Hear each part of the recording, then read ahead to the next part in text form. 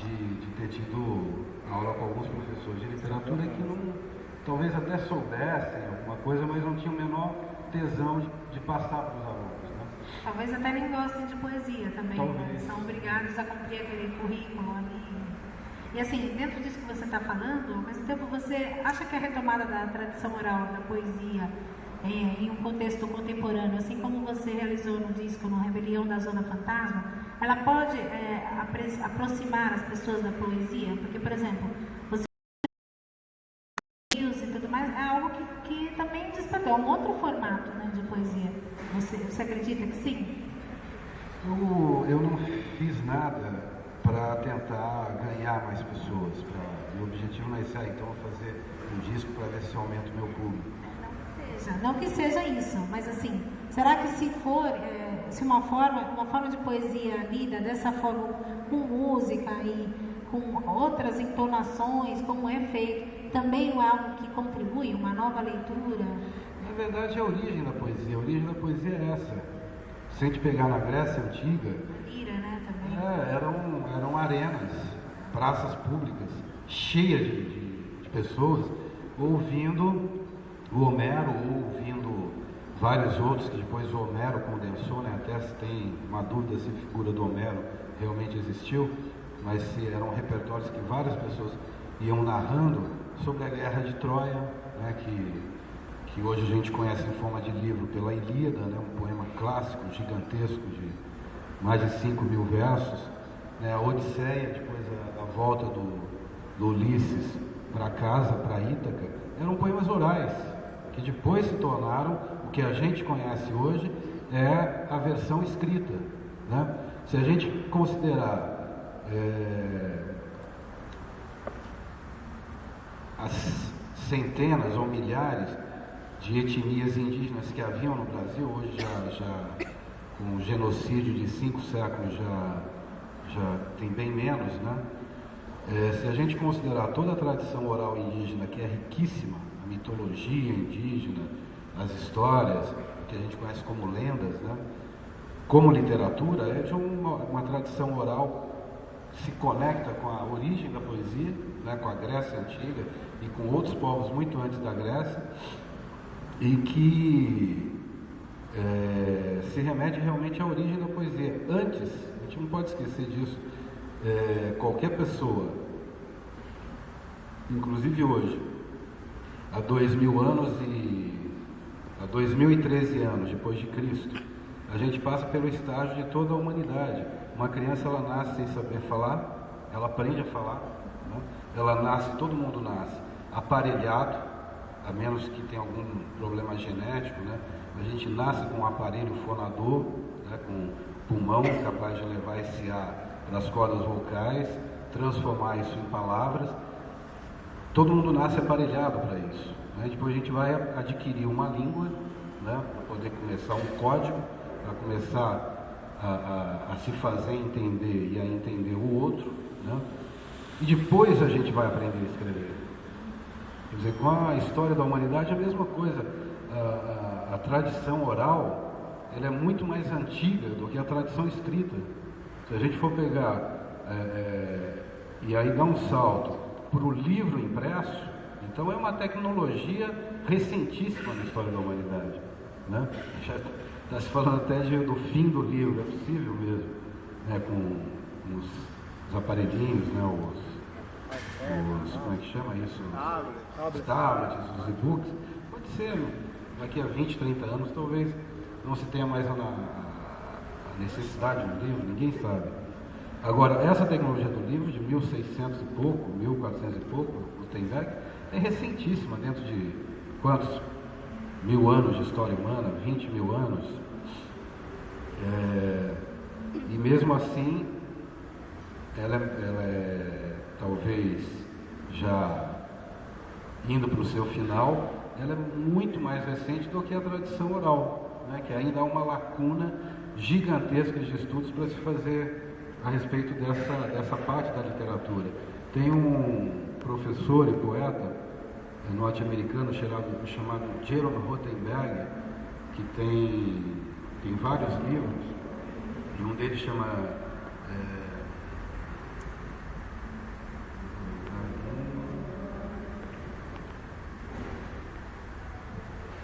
agora eu não vou lembrar o nome, os escritos do sagrado, Sacred.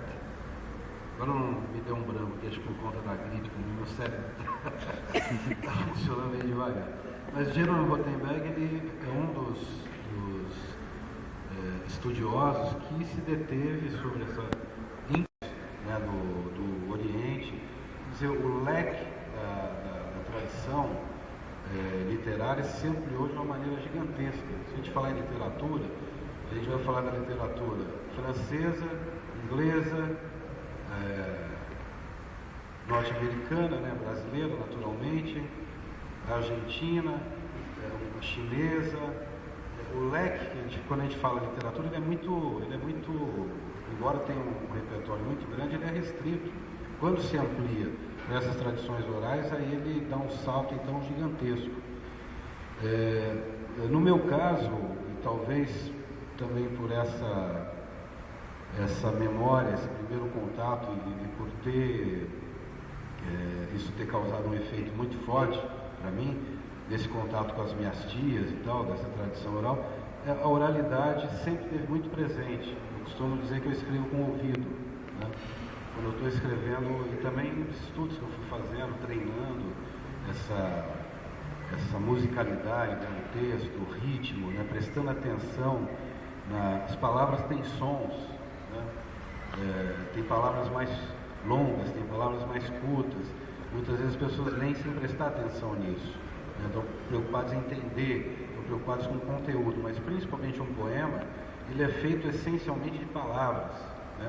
E as palavras têm timbre, elas têm sonoridade, elas têm nuances, e para um poeta, pelo menos como eu entendo um poeta, é fundamental tratar, entender essa argamassa que forma o poema, né? Então, para mim, foi meio que foram caminhos naturais que eu fui abrindo e que chegou num disco, e que agora nesse momento, estou gravando o segundo disco, né? Qual o nome do segundo disco? Já tem o nome? Não, ainda não. E assim, qual o seu processo de criação? Você está falando que, né, escreve com ouvido, mas você envolve anotações, cadernos ou apenas memória? Isso é uma curiosidade, na verdade, porque tem muitos poetas aqui que estão ainda começando, né, também a criar, e assim, o que você tem a dizer, assim, para quem está começando a criar poesia e muitas vezes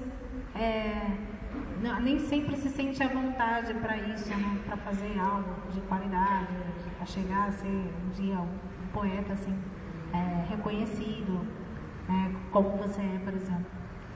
Eu acho que primeiro ser reconhecido é a maior besteira que se pode pensar, sabe? Se preocupar em começar a escrever para ser reconhecido. Tem pessoas que perguntam isso, mas eu não me digo como poeta. Poeta não é só quem faz poesia, porque a poesia... Eu estou perguntando isso exclusivamente para você porque eu sei que você não se liga tanto a uma forma especificamente. O mais importante que eu vejo, né, nos seus poemas e na sua poesia é o conteúdo.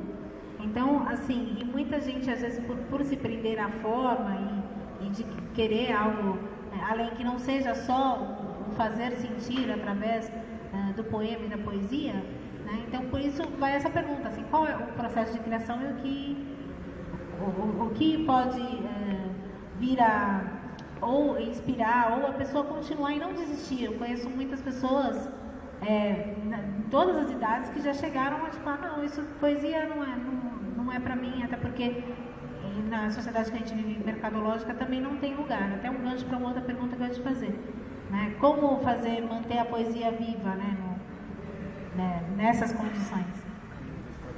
Olha, Patrícia, eu acho que é justamente isso que faz um poeta. Aí você falou, muita gente desiste, né? Muita gente aquele que começa para ser reconhecido, eu acho que já começa mal. Bem mal. É isso, tem gente, grande parte das pessoas em um período da vida, especialmente na adolescência, quando está entrando na fase adulta, né, que começa os grandes dilemas, né, já não é mais criança, ainda não sabe que é ser um adulto e tal, começam os conflitos, então muita gente, especialmente as mulheres, escrevem, né, e homens também. Agora, você pegar uma pessoa que normalmente se começa a escrever nessa fase, né? Aí a pessoa com 20 anos, com 30 anos, com 40 anos, com 50 anos, com 60 anos, continua se dedicando à poesia, é um poeta. Acho que é isso que faz. Uma pessoa que pode até ter tido uma fase, pode até ter escrito algumas coisas importantes, algumas coisas no mínimo importantes para ela, e depois desistiu. A mesma tem casos raros, né, como um Rimbaud, né, que o Rimbaud escreveu num período de 5 anos, né, uma poesia que influenciou e influencia toda a modernidade, né?